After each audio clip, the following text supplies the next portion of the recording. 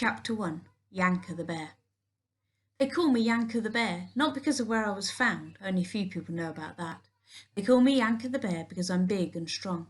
I tower above all the other 12-year-olds, and most of the grown-ups too, and I am stronger than everyone, even the ice cutters and the wood choppers and the few hunter-gatherers who are brave enough to dip into the snow forest. About 100 people live here in the village on the southern edge of the forest, and right now they're all squashed into the square preparing for the festival tomorrow. Snow sparkles and excitement fizzes in the air. For over 6 months the village has been trapped by the fierce cold of winter, but tomorrow marks the start of the big melt. The great frozen river will thaw and the snow forest will lose its blanket of white, and I'll be able to wander beneath newly green trees. I won't wander far. Mamochka worries if I do, but just the thought of standing beneath the swaying willows and chattering pines makes my cheeks tingle with happiness. People call for my help as I cross the square. I stop to hold up wooden beams for the carpenters assembling the stage for the festival show. I help drive poles into the frozen earth for the climbing contest, and I haul creaking sledges up from the frozen river, loaded with blocks of ice for the ice fort. The fort is already as tall as the village hall, but children still clamber over its shining walls, building it even higher. Finally, I reach the centre of the square where my best friend Sasha is sticking wood for the festival bonfire. Stacking, not sticking. Hey, Sasha, I smile and wave. Hey, Yanka, Sasha smiles back from beneath his huge furry hat. We've been best friends since I was pulled out of a nettle patch when I was 3, and he was 5. I rubbed his stings with dock leaves and asked him to climb a tree with me. Mamochka says that was the first time I ever spoke. Sasha is long and leggy as a heron. Until this winter we stood eye to eye, but after my latest growth spurt, I see right over the top of his head. I never imagined I'd grow this big. I'm not sure I'll ever get used to it. Shall we carry this one together, Sasha says, lifting one end of a long cut tree. I can manage it. I swing the log up onto my shoulder and my feet sink deep into the snow. Sasha picks up another, smaller log, and we clump side by side to the bonfire stack. Sasha's youngest cousin, Vanya, rushes over to me, his arms full of twigs. He beams at me wide-eyed. You're as strong as a bear, Yanka. I lower the log onto the bonfire stack and smile. I don't mind my strength being compared to a bear's, not really, but it does remind me how different I am, and not only in my size and strength.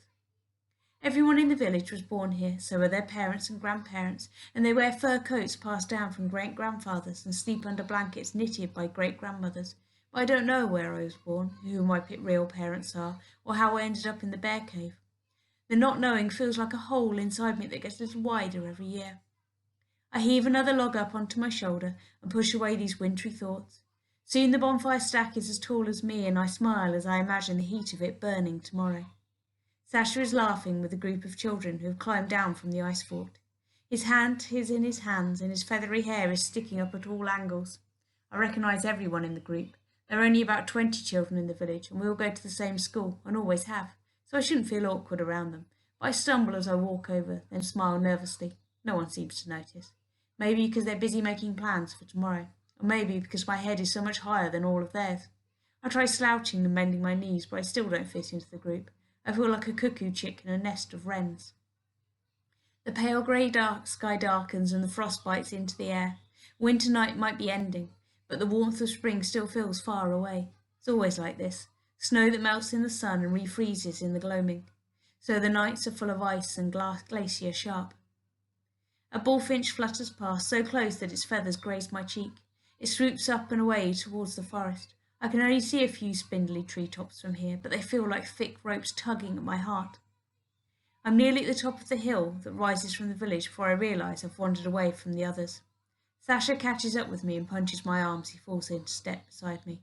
What's that for? I punch him back as gently as I can, but he still wobbles away from me. Trying to get a head start? Sasha pulls out the blades that clip into his boots to turn them into ice skate. Race you to my house. Yes. My left heart lifts, then sinks, as I remember why I'm not wearing skating boots. I've outgrown 3 pairs this winter, and I can't face having more made. It scares me thinking how fast I've grown this year, so much faster than the other years that I get pains in my legs at night. I fumble with my pockets and sigh. Forgot my blades. Again? Sasha groans. I don't mind if you skate without me. I stop at the top of the hill. A track of sheet ice covers the path here and stretches all the way to Sasha's house, and then on to my and Mamochka's front door. I know Sasha loves to glide along the ice, graceful as a swallow and in flight, but he doesn't clip on his blades. Let's go through the forest instead. He bounces over to the gnarly old elm we used to climb when we were little. There's a trail behind it that winds between the trees and loops into our gardens. I've always preferred walking back that way, and Sasha knows it. Warmth floods through me. Sasha makes the best friend. Stepping into the snow forest is like stepping into another world. The tall, tall trees make me feel small. My mind tingles and my senses come alive. Sometimes in the forest I feel so close to the story of my past that I can almost hear it on the wind. Are you excited for the festival? Sasha asks, his eyes shining. I nod, thinking of all the things I enjoy about the festival. The games, the music and the shows, racing onto freshly iced Sledging Hill with Sasha and running through the fire maze to Mamochka. The fire maze doesn't involve real fire. Huge sheets of flowing silks cut and painted to look like flames are draped over the stage. Everyone runs through them at the end of the night, laughing when they get tangled or lost in the sheets and emerging with faces glowing like embers. The first time I went through the fire maze, I was 3 or 4 years old. I was scared, so Mamochka stood on the other side and beckoned me through. I'm not scared anymore, but she still stands on the other side when I run. I can't wait for the siege game, Sasha beams. Did you see how high the ice fort is this year? Higher than the village hall, I murmur, distracted by the sounds of the forest. I duck under my branch and snow shivers down on the back of my neck. The forest has moods, and at this moment it feels restless, with the snow dripping and the birds wrestling, animals scurrying up the trees and dashing long tunnels under the snow. Sasha goes on and on about the games, but I can't concentrate. I feel on edge, like the forest is trying to tell me something. Yanka? Sorry, what? Were you listening to the trees again? Sasha smiles. Have they told you who you are yet? Blood rises into my cheeks. Me and Sasha have always told each other everything. Now sometimes I wish he didn't know quite so much about me, like how I hear things in the forest and how much I wonder about my past. Shall I call for you tomorrow? Sasha asks. I'm helping Mamochka carry her remedies to the square to set up her stall. We're leaving at first light. I'll come and help. You don't have to. I want to. My parents are sledging over to pick up my grandparents, so I'm on my own in the morning anyway. Sasha runs off into his garden. See you tomorrow. I walk on to my and Mamochka's garden and linger under the pines at the edge of it to be near the forest a few moments longer. Our garden, like Sasha's, runs straight into the forest with no fences or gates to separate the two, and at that moment it's a flat patch of snow. But after the big melt, we'll turn it over the earth and plant seeds. By the time the long summer days arrive, it will be bursting with colour, fruits, flowers, and hundreds of herbs dancing with bees and butterflies. The herbs are Mamochka's livelihood. She harvests them, dries them, grinds them, and makes them into all kinds of remedies. Whenever I'm unwell, she has a tonic or a tea to make me feel better. This winter she even made a special ointment just for me, when I complained that my feet ached from growing too fast. People say Mamochka can cure anything. That if she wanted to, she could cure the sky from bleeding at sunset, because she has the wisdom of the snow forest inside her. Mamochka feels like the forest too, fierce and gentle all at once. Her hands are smooth but tough, like new bark. Her hair is dark, like the shadows between the pines, and she smells sweet as lime blossoms. When Mamochka was younger, she'd walk deep into the forest, collecting wild herbs and berries for her remedies. That's how she ended up finding me at the bear cave. But these days, she stays in the village and grows everything she needs in her garden. Like all the other villagers, she says it's dangerous in the forest, and that her most important job now is to keep me safe. I wish she'd let me explore just a little further, but she says I could get lost, frozen, or be attacked by one of the many predators that stalk between the trees. A flash of pink on a snowy branch catches my eye.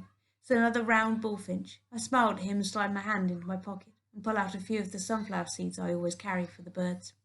Holding my hand out flat and still with the seeds on my palm, I whistle low and mournful. The bullfinch tilts his head and jumps onto the branch. Then he jumps and flutters onto my hand. Yanka! My breath catches in my throat. I'm sure the bullfinch said my name. Yanka! The bird calls again. Yanka, the bear, come back into the forest. I stare at the bullfinch, mouth open. I heard his words as birdsong, but they made sense in my mind. I lean closer, willing the bullfinch to say something else. But the tiny paws scamper at the back of my reindeer skin coat, and Mousetrap, our house weasel, launches himself on my shoulder and dives straight at the little bird. The bullfinch flaps away just in time, and Mousetrap lands on my hand, sending the sunflower seeds raining into the snow. He coils round my wrist and looks at me guiltlessly, licking his lips. I frown at him and shake my head. I wish you wouldn't hurt the birds I feed. Aren't there enough mice in the house for you? Mousetrap shakes himself, fluffing up his fur, then drops to the ground and sprints back across the garden, a streak of copper across the snow. Mousetrap's fur doesn't turn white into winter like other weasels because he lives by our fire. Mamocha knocks on the kitchen door. Sheaton? She mouths the word, holding up my favourite yellow mug. I smile and nod, feeling warmer at the thought of the hot honey drink.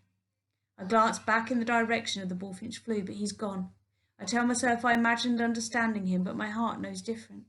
The treetops whisper and the snow drips secrets. I feel the pull of the forest stronger than ever before. Somewhere deep in the dark between my trees hides the truth of my past.